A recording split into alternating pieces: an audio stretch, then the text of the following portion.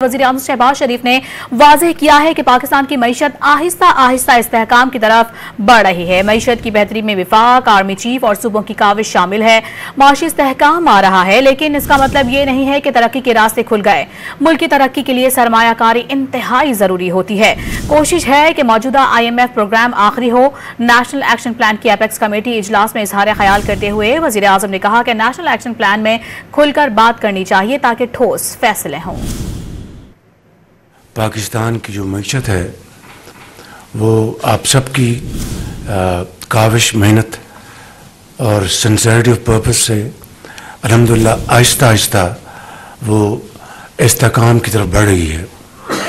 और इसमें यकीनन आप सबका, वफाक का, सूबों का, इंस्टीट्यूशंस का, आर्मी चीफ का, सबका इसमें बेपनाह रोल है। उसके बगैर हम आगे नहीं बढ़ सकते। तरक्की और खुशहाली के लिए इंतहाई अहम है कि मुल्क के अंदर माशी इस्तेहकाम हो और सियासी इस्तेहकाम हो। उसके लिए यकीनन आप सब ने अपना किरदार अदा करना है। मैं सूबों का शुक्रिया अदा करना चाहूँगा जिन्होंने IMF के प्रोग्राम को मंजूर करवाने में वफाक की पूरी मदद की। इस्तेहकाम आहिस्ता आहिस्ता आ रहा है, लेकिन इसका मतलब ये नहीं कि मुल्क की तरक्की और खुशहाली के रास्ते खुल गए हैं।